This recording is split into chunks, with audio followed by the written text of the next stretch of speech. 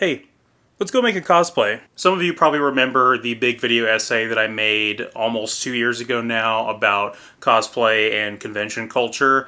And so I wanted to lean into that side of my audience a little bit and make a video about building one of the cosplays that I'm working on right now as sort of a vlog, how to, follow along with me type of guide video. This is not strictly a tutorial, but it's just documenting the process of making it. The cosplay we're going to be building is of the main protagonist, Alphen, from the video game Tales of Arise.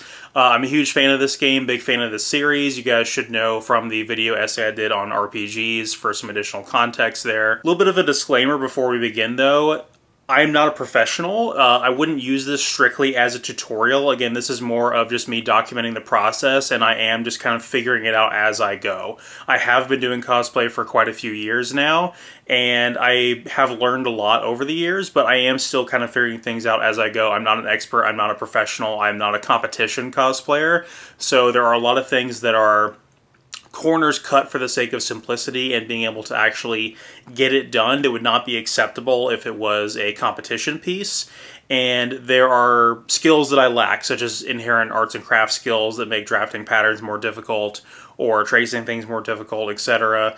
And I'm not an expert when it comes to painting or anything like that. So a lot of this is, just the skills I have acquired and then just sort of learning as I go. Also, I'm really not looking for any type of feedback when it comes to this. If there's something that you personally think looks incorrect or not to your tastes, then frankly, you can keep that to yourself, because I'm not really looking for unsolicited feedback here, and any cosplayer with any amount of experience understands where I'm coming from with that. And then lastly, this is sort of just a haphazard documentation video. This isn't something that's heavily scripted or something I put a ton of effort into.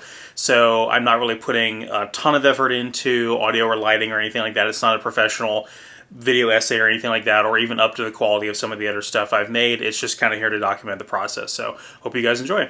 Alright, so one of the first things we need before we get started is good references. Now, depending on how modern the piece of media is that you're trying to make the cosplay from, will kind of depend on how many high-quality, high-resolution references there are, just as technology has kind of advanced over the years. So because Tales of Arise is a relatively modern game, came out in 2021, it has very high-fidelity graphics, which means this character model is in really high detail.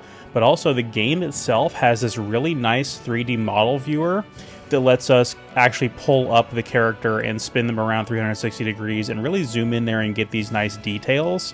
And in my opinion, this is by far and a mile the best way to get references for this character, because we can literally just, zoom into every little detail and spin them around and see how the light hits it, see the different paint applications, the thickness of certain materials, etc., etc. Kind of even like how the fabric moves when he walks, like stuff like that. We can really look at the weathering of the cape thing down here.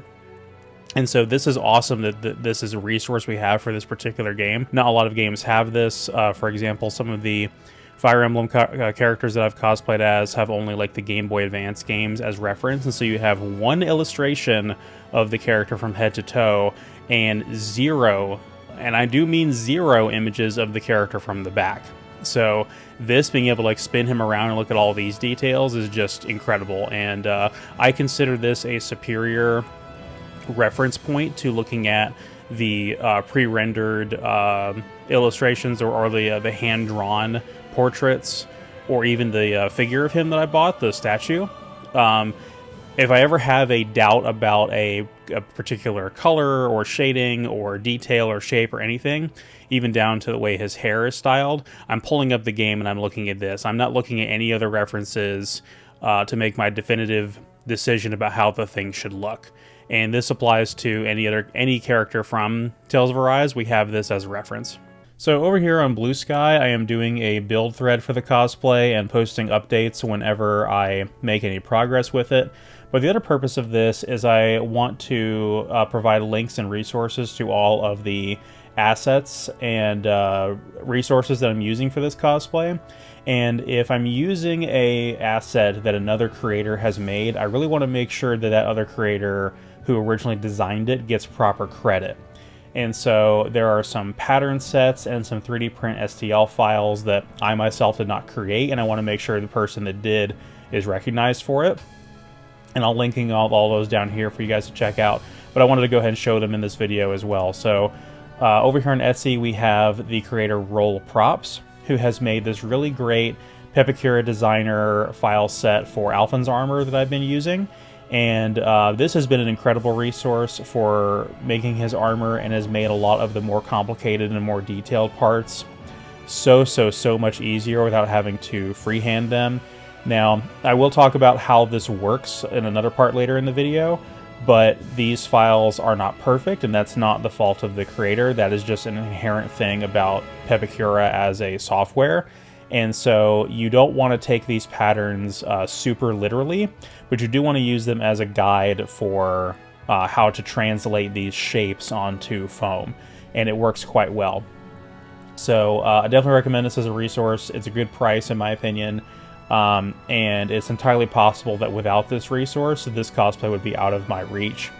I would not commit to a build this complex without such a awesome resource, such as, like I said, the references from the game that I showed, and then having a nice pattern set that I can follow that someone has put a lot of work into. So I definitely appreciate that. Huge shouts out to Roll Props, and they've also made a file set for Shion's armor, and I did buy some 3D print STL files for Shion's shoulders, but I don't really like the way that they were modeled and broken down, so I think we're going to go with the Pepakura file pattern for these as well. And at the time of recording, I've yet to make these, so we'll see if this pattern is nice and intuitive and easy to work with, or if it is not. And then we also have Kisara's armor over here. Now, this one I technically haven't purchased yet because I don't actually know for a fact at this stage if we are going to have a Kisara as part of the group. I haven't spoken to the person who I think would be interested in it yet, because I don't want to, I don't want to beat them over the head with it. If they want to cosplay the character, that would be great, but I don't want to be obnoxious about it. So if they do, great. If they don't, no big deal. But I am just so in love with her design and her armor that this is the kind of thing where I would love to make, regardless if somebody is actually interested in wearing it or not. And if that person comes around that wants to cosplay her and join the group, then all the better, because I'd have a lot of this hopefully already ready to go. So I also have her, this is from designed by Fanati, I think is how you pronounce that, and this is a STL file for Kisara's mace, and I have actually purchased this because look, it's so cheap, it's so affordable. And from what I've looked at with this model, because I have actually opened this in one of the 3D print software model viewers, that this is actually very intelligently designed. The person really put a lot of thought into how this would be broken down in all the pieces and everything, and so I can say with pretty high degree of confidence, without even having printed this and built it, that this is a really well done model, and I'm looking forward to building this. I will be printing this and building this completely regardless if we have a Kisara or not. Then over here, off of Etsy, on the Cults 3D page, this is a great website for finding STLs, and with it, don't use AI and everything. And this is the 3D print file set for Shion's gun, the Noble Rose. And we did have to do some modifications to it. So the original version is split down the middle, and you kind of do it in halves and assemble it as like a clamshell. Friend and I decided that was not the way to go, and so she actually united those pieces back together, and we printed them whole. And so far that's yielded pretty good results, although there is some weird artifacting with the model. It's a little bit lumpy, but I would not let that hold you back if you're interested in using this file. I still think it will make for a very pretty and attractive prop once you've put in the work into, printing it, sanding it, finishing it, etc. And finally, we have the 3D print file set for Alphen's mask. This is off the Creality website, and this is the file for the mask I use. There's other files for his mask out there, but I feel like this is the one that looks the most game accurate, and as you can see from what I've done with it so far, it has printed quite well, and it does have the split where you can print it whole or in two separate pieces, but due to where it breaks at the front, where the separation is between the two pieces, I decided to print it whole, and I'll talk about that in another part in the video. So that's pretty much all the resources and assets we're going to be using for this build. All right, so really quick, let's talk about materials and tools. So this is probably not even close to everything I'm going to be using for this build, but it's everything I can remember off the top of my head. So we are using the HD foam that you can buy at Blick Art Supplies. This comes to us from Stephen K. Smith. It's his official brand that he sells at Blick, and ever since TNT Cosplay shut down, it has been the primary place that I get foam. These sheets are not particularly large, but they do have a lot of benefits. So the gray color is nice because you can draw on it with pencil and pen and it will show up just fine. The high density means it requires less prep work to get it ready for paint, and I'll get into that as we go. And it comes in a variety of sizes. It comes in the 6mm, which we're going to be using the most of, but also comes in 2mm and 10mm. And you're going to want to have a little bit of each, but we're going to be going through a majority of the 6mm. I've already gone through several rolls of it, and I'll probably need to get more soon. Next thing you need obviously is the cutting mat itself that everything is on. You need one of those self-healing cutting mats because you don't want to be cutting this foam on your nice wooden table or on your floor.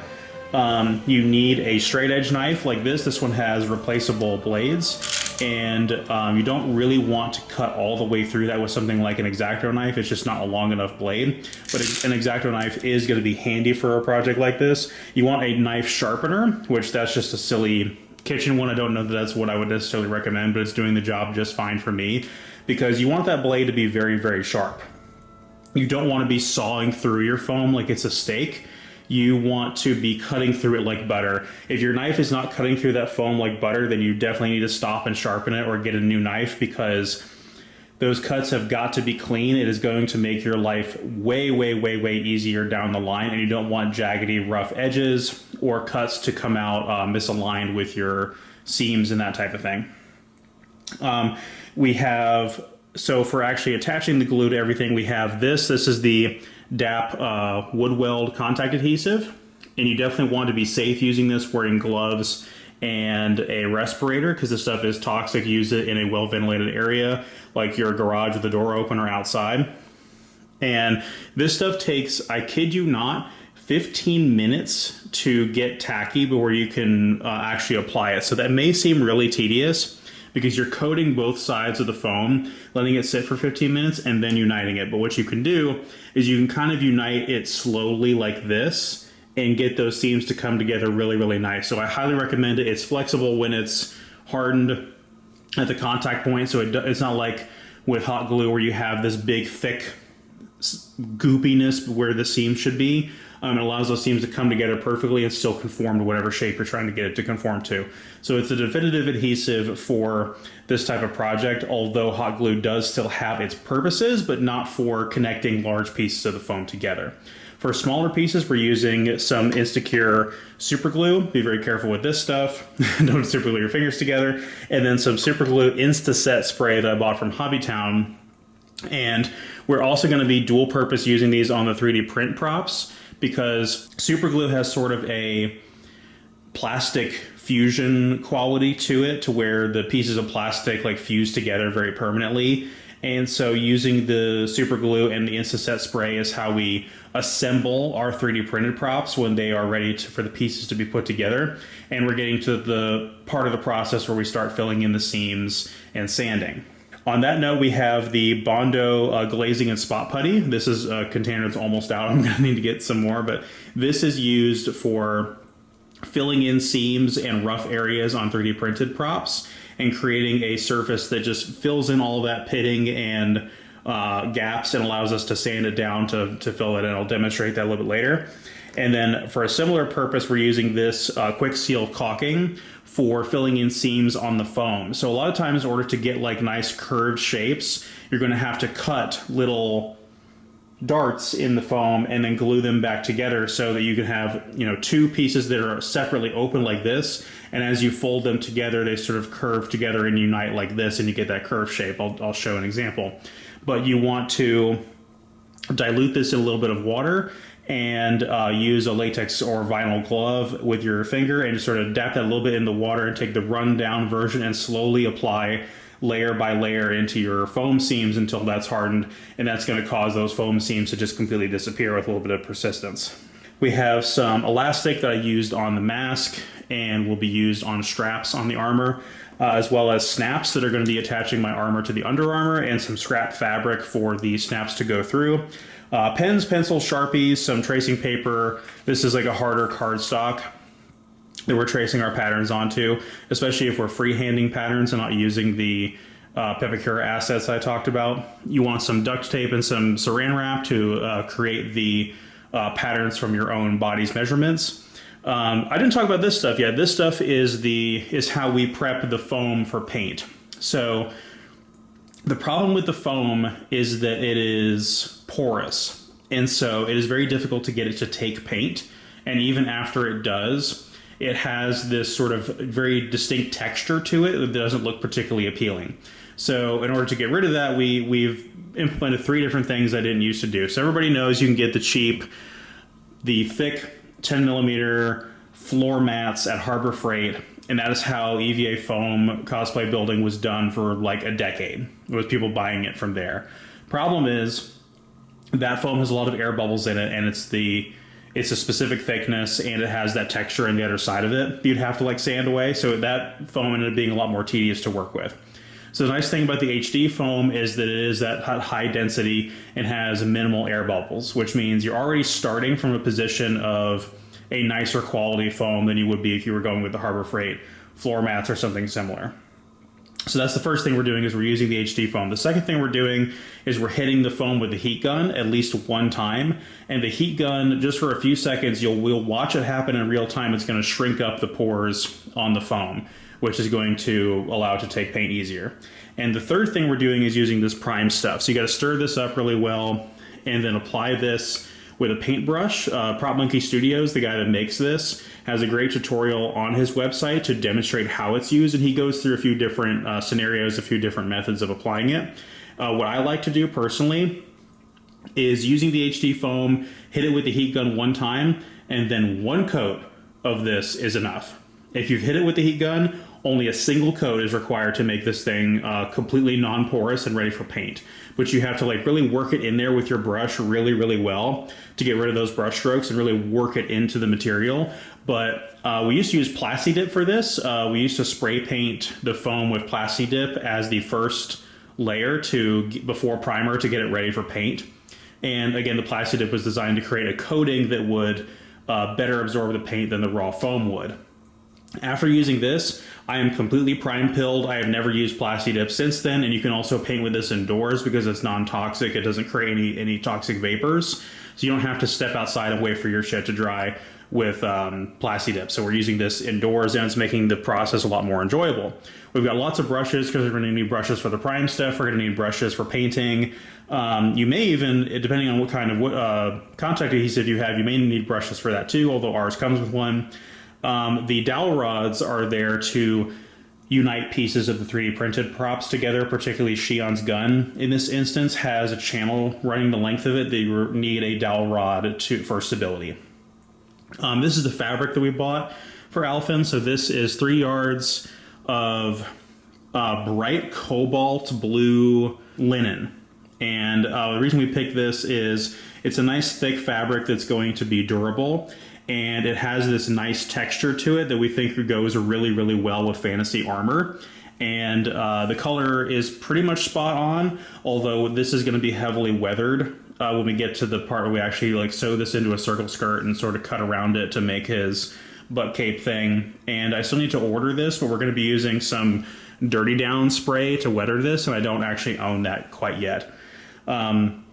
A respirator is extremely important, so is gloves, like I mentioned earlier. I don't have those on screen. And then over here is some of the paint stuff we're going to be using. So this color I'm going to try as sort of a base layer for a couple things. Maybe for the mask, maybe for Law's gauntlets. I'm not quite sure yet, but I really, really liked this color. And I feel like it's very similar to the Rust-Oleum Antique Nickel, but not quite. And so we're going to see, we may implement that as like a base layer before we add on our Liquitex Mars Black here to give Alphen's armor its dark color. So we want a little bit of metallic, a little bit of black because of the nature of his armor. It is a very, very, very, very dark metallic with a lot of black in there.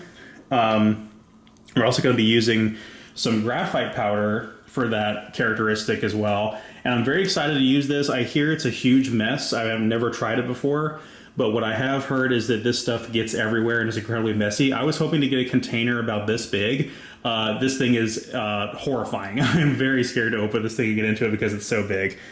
And then we also have the Liquitex iridescent rich silver, which we're going to be using to we're going to be using a method of, I think they call it like spackling or whatever, where you take the tip of the brush and like dab it with the paint on like that and then dry brush it in to give that armor the sort of weathered metallic look to it. And then we're also going to be lightly the edges, the harsh edges of the armor, kind of painting it on like that so that it's got that additional level of detail. We can do that with the mask as well.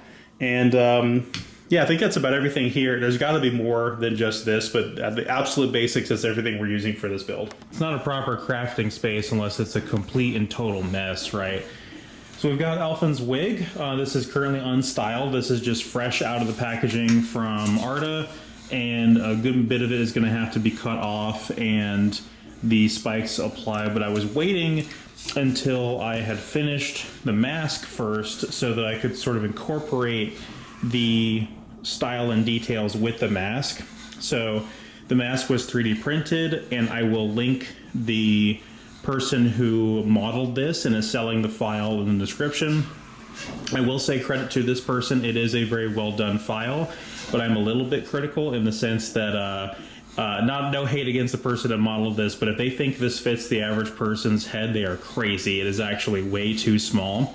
But I printed it whole because the sliced version of it was separated basically right here where my thumb is and at the back.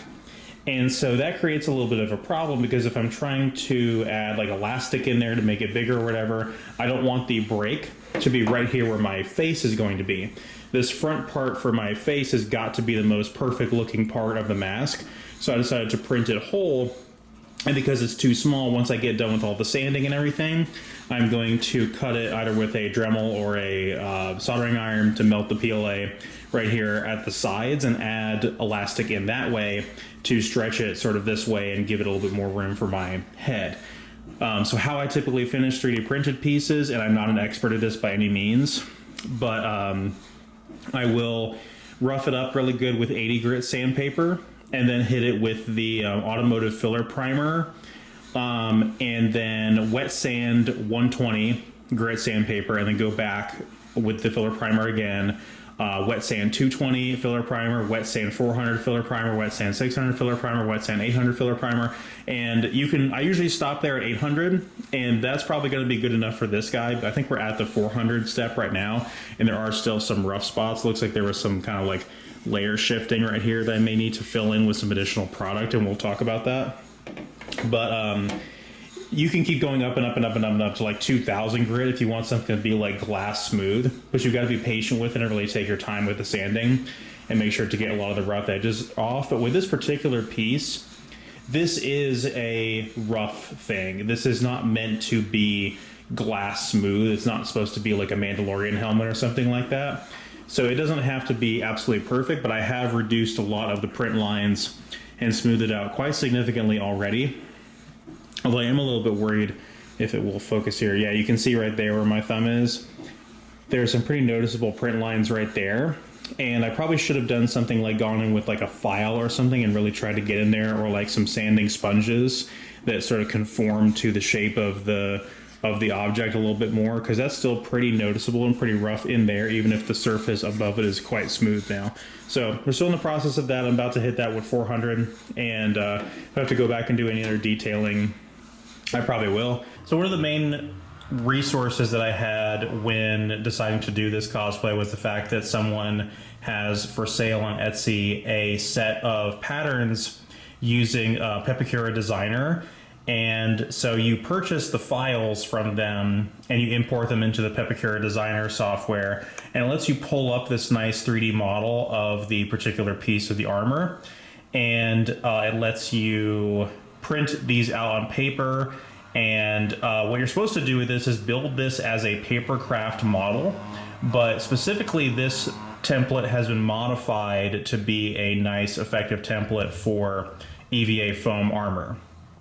And so for this piece right here, the right shoulder, I knew I was going to want to use some of the 10mm foam.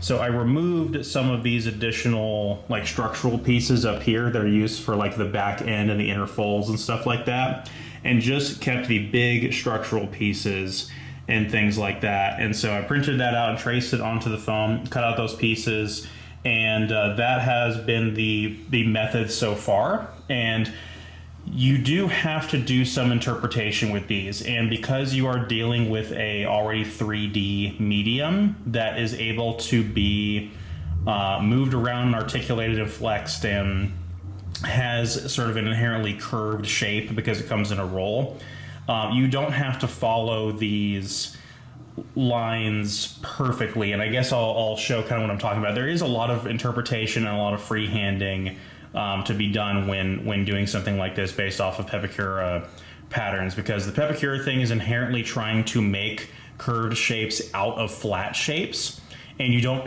always have to follow that perfectly, because again, it's this highly polygonal thing where it's trying to make this out of a paper craft, and because you're using a more 3D medium with the foam, you don't have to do like literally the exact same thing it's asking you to do. So with that, I will show off what we have made so far. So I have we totally free-handed this, Michelle and I.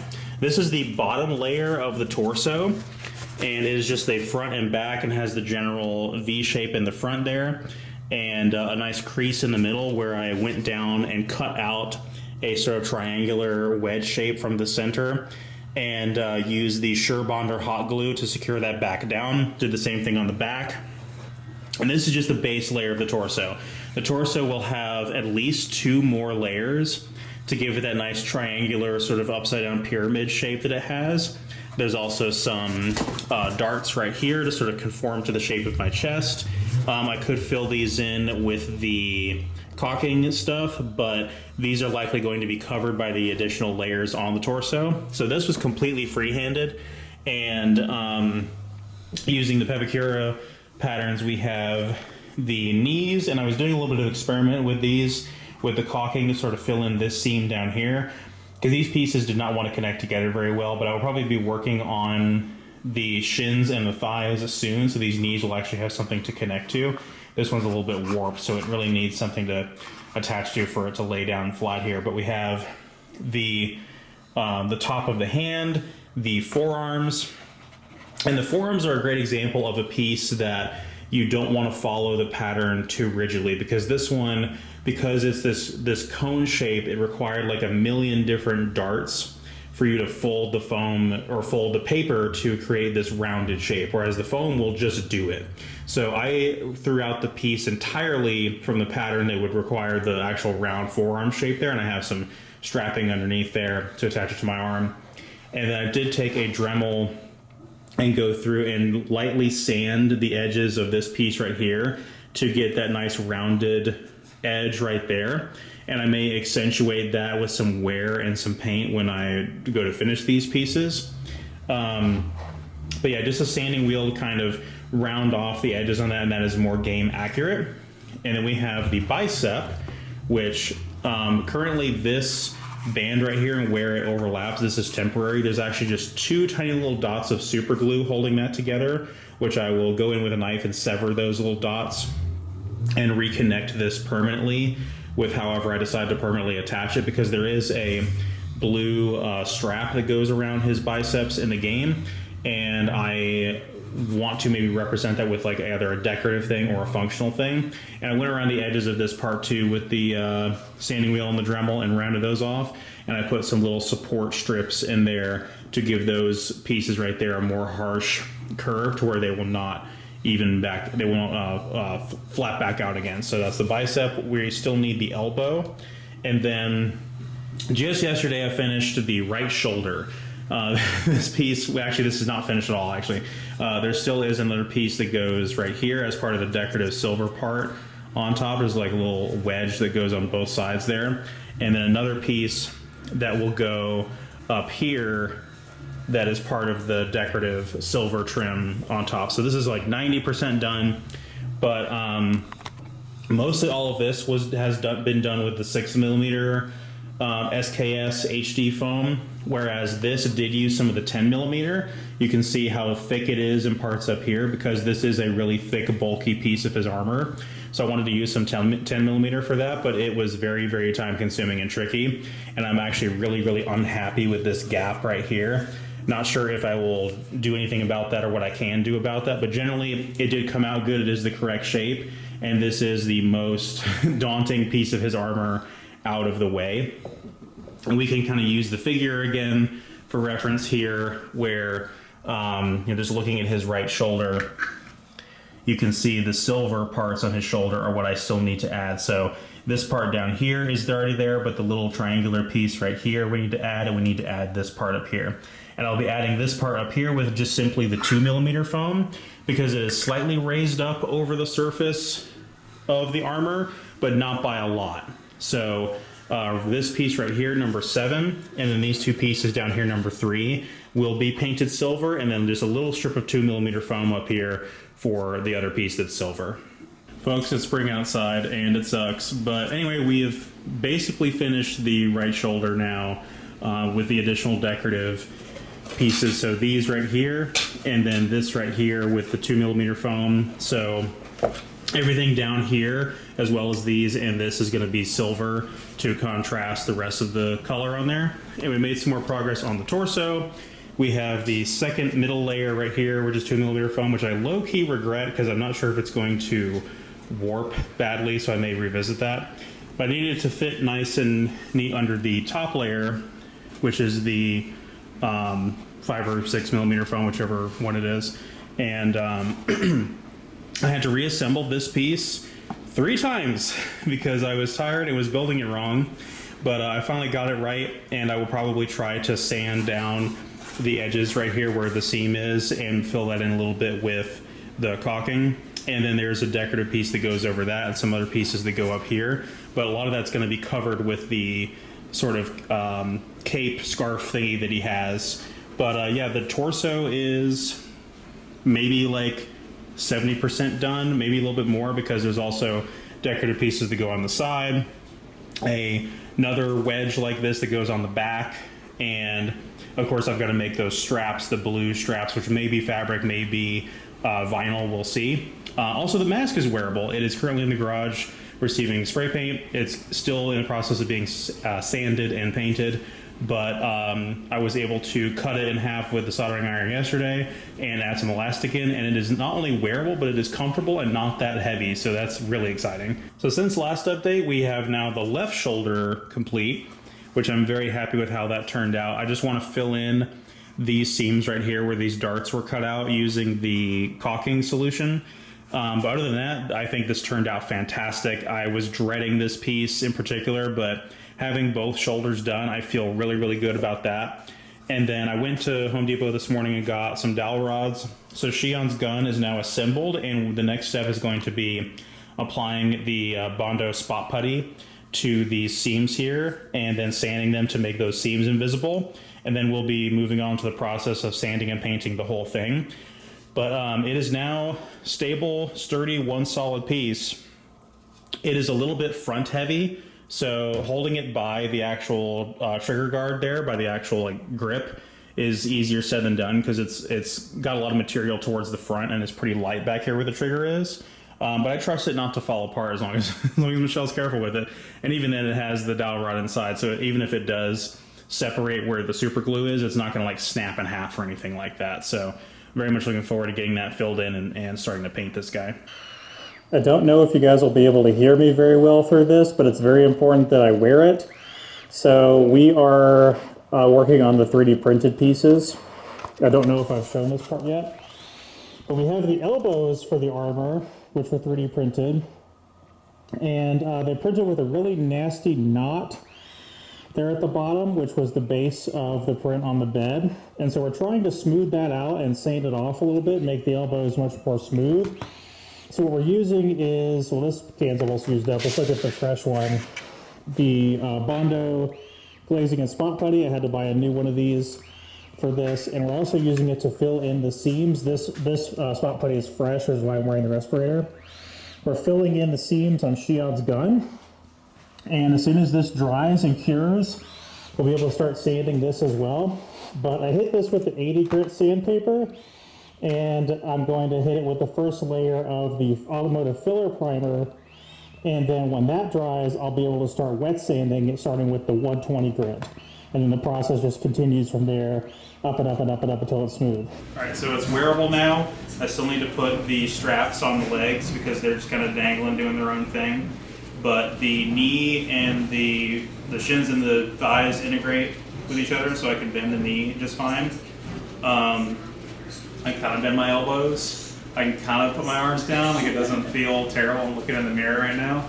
So arms and legs and torso and wig and mask are now wearable. We just don't have the skirt and the garment bits, but yeah. We're in good form. Him's getting there. All right, so we are almost done with the sanding and painting for Alphen's elbows and Shion's gun. With Shion's gun, there are still some gaps. I'll probably have to go back and fill after the con and when I feel like redoing the paint job because we're running short on time. But for the elbows, we can definitely see the progress here. So if the camera will focus, you can see where that ugly knot was when we started is now right here. And there is a little bit of pitting there that I may be able to go back in and fill with a little bit more spot putty, but we are almost done. And remember how ugly that big knot was from the bed of the print bed? That is now completely gone, completely invisible against the surface there. So I would say that was a pretty huge success. Still a little bit of ways to go with these, but I just wanted to show how much of a difference that makes and how much, taking it slow and gradually moving up in sandpaper can help that out a lot. And as far as Shion's gun goes, it's like, this seam right here is practically invisible. In here, you can see how it used to look because I didn't put any spot putty in that crack because of how deep that is. I didn't think I'd be able to get it out. So you kind of see the before and after right there as far as progress on this goes. But this one's going to be a little bit harder because, like I said, it is a much lumpier, less smooth model to begin with. So we're doing the best we can with that. As far as the garment pieces go, we took our blue cobalt linen and we basically did half of a circle skirt pattern to create the butt cape thing here. And I sort of traced it down in a bit of a shape like that, so it would flare out and be wider at the bottom and at the top. And then from there, I drew on where the weathering was going to go with some chalk that's used for patterning. And then we actually stitched around the chalk line before cutting the fabric like this. And that's to reinforce where the weathering is going to be. Because even though this is meant to look ratty and half destroyed and all of that, we don't want it to be to where it's fraying and falling apart even further than that at the con.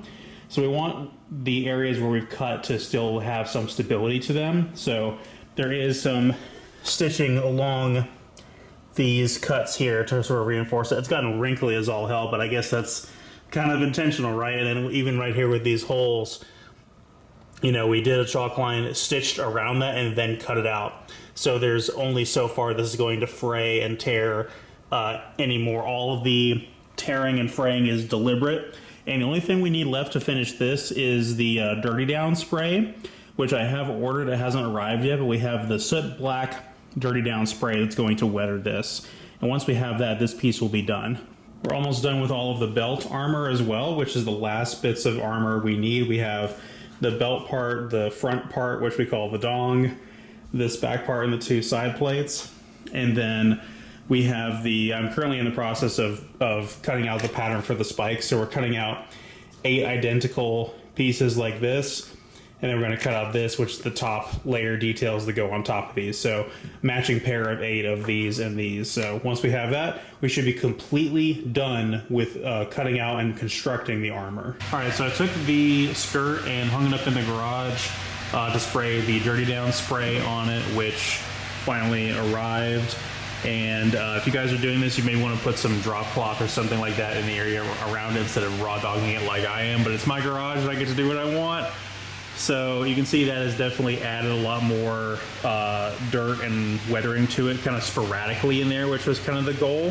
Definitely going to go over it a little bit more because I feel like it needs to be the darkest at the bottom and kind of get lighter as it goes up.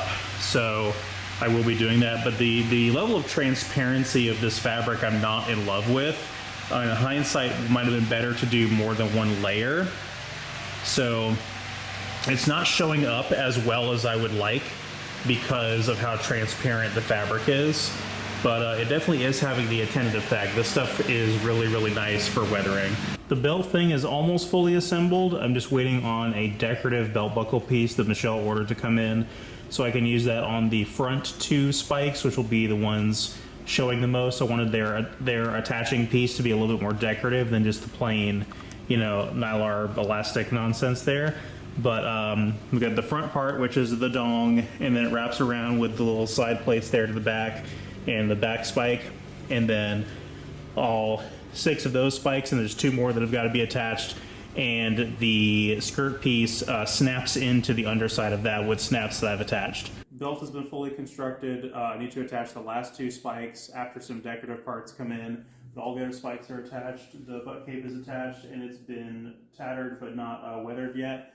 The snaps are attached for the elbows now, and we've made the scarf. So everything is 100% constructed, and we are ready to move on to paint. And so with nothing else to do before that decorative piece comes in, we're going to go ahead and start on the painting process with the pieces that are ready. So I wanted to show you guys how to use this prime stuff, the Prop Monkey Studios prime stuff, because this has completely replaced Plasti-Dip for me. I do not use Plasti-Dip anymore. I actually am going to use Plasti-Dip a little bit with this project, but it's going to be more for paint than it will be for prepping the foam for paint, which is what Plasti-Dip has historically been used for with foam armor.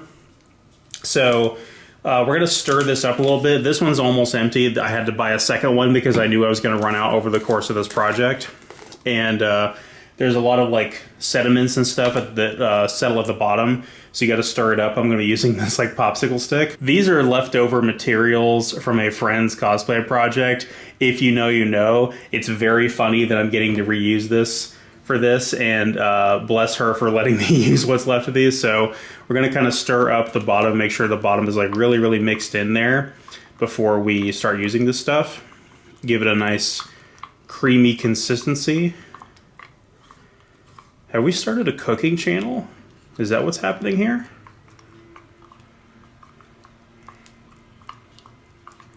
Unfortunately, as this jar gets lower and lower, there's a lot of this that's like caked up on the side there, and also this will sort of dry on the popsicle stick, and it will stick to my paper towel here. Haven't really found a workaround for that quite yet. And then this is the best brush I have right now for this. I need to get a lot more brushes. I don't want one that's too big, but I could definitely get away with one that's bigger than this.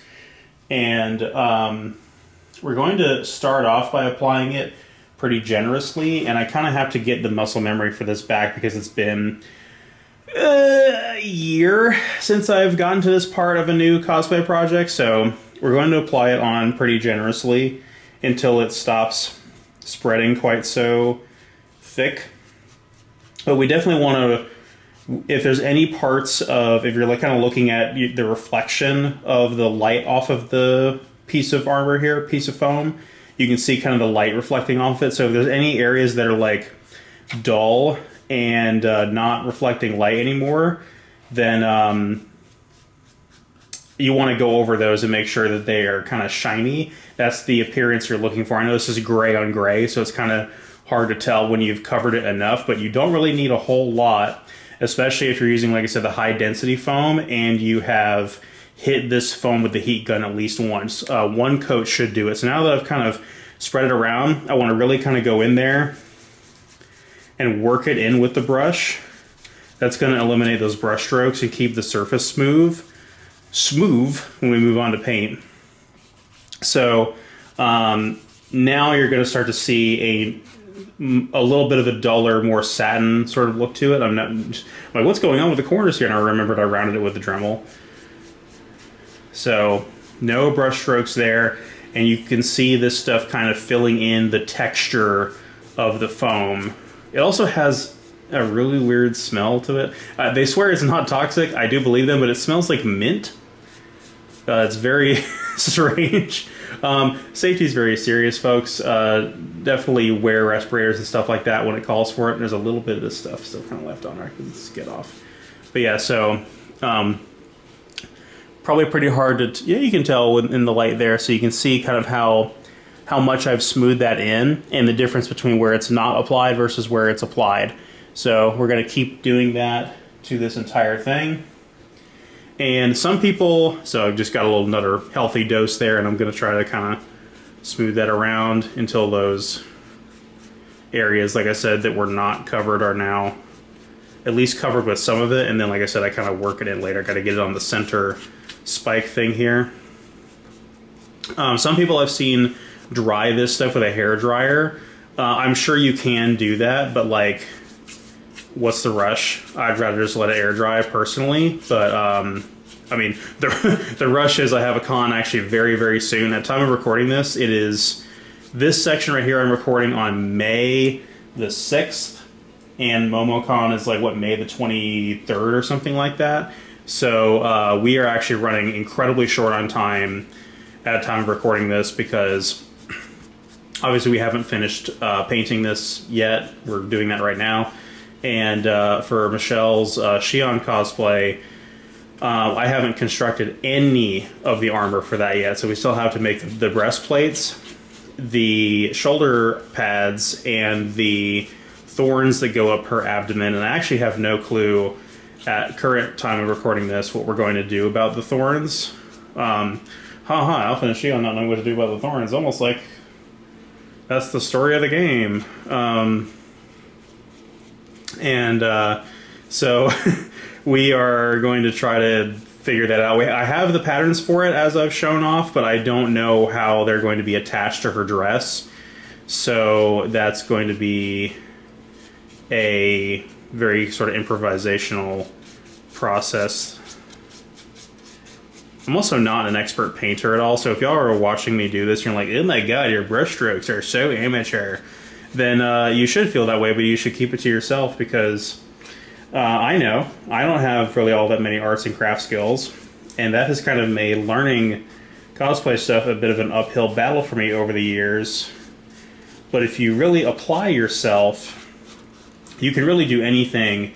Your prerequisite skills are not necessary when it comes to something like this, but it definitely things definitely come a lot easier for people that have the types of arts and craft skills inherently that some cosplayers out there have, and I don't have, so it is what it is. Okay, I think that is pretty well worked in there on the top. Of course, I got to do the cylinder part itself, but yeah, that is that's pretty done. So we're going to continue that off screen, but I wanted to just kind of show you guys what that process looks like. And it is finally time. The can of Prime is finally pretty much empty. It's been a long, hard road, but this thing has served me very, very well. Time to open the new can. I'm streaming through the respirator again. So, Shion's gun is now white, and I do have to go back and probably add a few more coats to this white because white paint usually takes a few coats, but it really is coming along quite nice. I'm really happy with this a lot. So we're going to be able to start hand painting the gold and the red pretty soon, and Shion's gun will be officially done. And then we have all of Alphen's armor here, and the first layer of paint that we did actually was some Plasti Dip. So I said I didn't need Plasti Dip because I was using the Prop Monkey Studios Prime stuff, and that is true, but I decided to use it as the base layer of black to add some texture and some rigidity to it. And I have completely emptied a full can of Plasti Dip from full to empty on this project in like a single day. So after the Plasti Dip, we're going to go over it with this stuff, which is Antique Pewter, which I think is a really nice color. And I'll kind of show you what that's going to look like. So this piece right here is just, again, hit it with the heat gun, apply the Prop Monkey Studios Prime stuff, and then Plasti Dip. and then the antique pewter, and that's what we look like right now. So that already, in my opinion, looks really, really good. But the next step after that is going to be the graphite powder. So hopefully by tomorrow at time of recording, we'll have the antique pewter on all of this stuff, and we'll start on the graphite powder. So with the forearms, I already have some of the antique pewter on there, but I messed up because I bought a plastic drop cloth, a plastic tarp, and I'm also repainting Fire Emblem Heroes Brave Alms armor at the same time. But you gotta be very, very, very careful what you put wet Plasti Dip onto, because if you spray something with Plasti Dip and it's wet, the Plasti Dip is going to stick to whatever the surface is. So it stuck to the plastic drop cloth and started tearing it, and I had pieces of plastic stuck to the forearm pieces. And you can kind of see the residual from where they were. So I messed up a little bit. Don't do that, guys. But it's okay. We have basically fixed our mistake, and we are full steam ahead with painting. I just wanted to show the difference in before the graphite powder and after.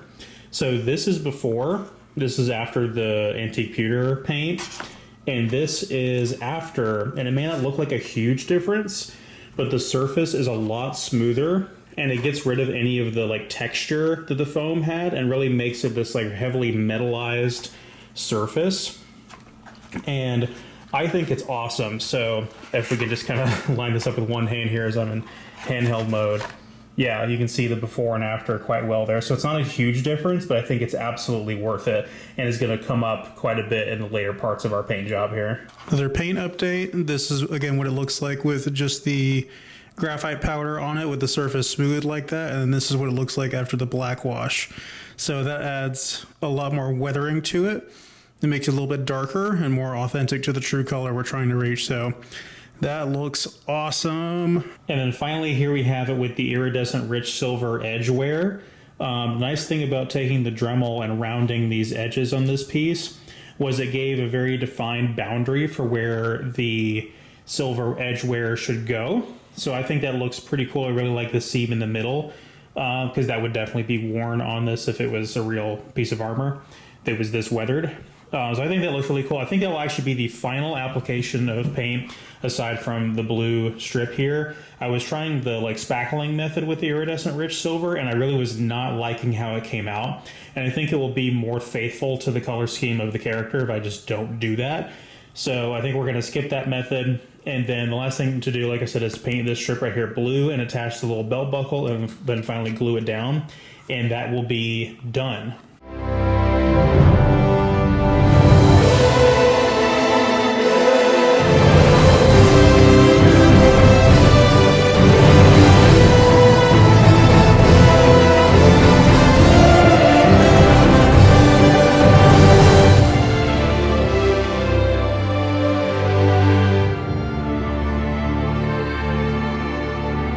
So it's finished. Everything fits pretty well. I have a ton of snaps in the Under Armour keeping everything secure, and my mobility overall feels pretty well. We already had a casualty of a piece that fell off of the left knee from kind of being forced into position with the shin. So not sure how well the spikes are going to do when I walk, but everything seems to be fitting pretty well and feels pretty light on my body. It doesn't feel heavy at all, and overall my movement is about what I'm used to with these armored cosplays. I cannot really bend my elbows or raise or lower my arms very well at all, but as long as I can walk, I can't take really big strides because of how, again, the knees and the shins collide, but I'm not doing like a cowboy walk. My thighs don't feel super stuck together because of big clunky armor in the middle, so it's not like I'm walking like this, but I won't be able to take big long strides. So overall it feels pretty comfortable, way more so than I was anticipating. It is very hot. It's a lot of armor and a lot of fabric too. The scarf doesn't help matters, the wig doesn't help matters, the mask doesn't help matters, but there are ways you can circumvent this. Definitely make sure to stay hydrated at conventions. I'm going to be doing a thing where I'm going to be pre-gaming a lot of water and avoiding heavy caffeine in the morning on days of me wearing this, so that my heart is not like stimulating my body to produce more sweat kind of thing. So There's that, and then there's a little fan peripheral, little USB-C rechargeable belt clip-on fan I can get that can blow air up into the armor kind of thing. So we're pretty much done. There might be some touching up on the paint that I want to do, and then we need to work on the wig a little bit more and have it integrated into the mask a little bit. But it's pretty much done. So at this stage, we just have some stuff to finish with Shion's armor, and then this is done. Maybe 1 year down the road, one day down the road, I'll be working on a sword for him, because right now I don't have a prop of any kind, but can't exactly make a sword made out of fire, so we'll figure that part out later. Thank you guys so much for joining me on this journey. I hope you guys enjoyed it, and I'll see you guys next time.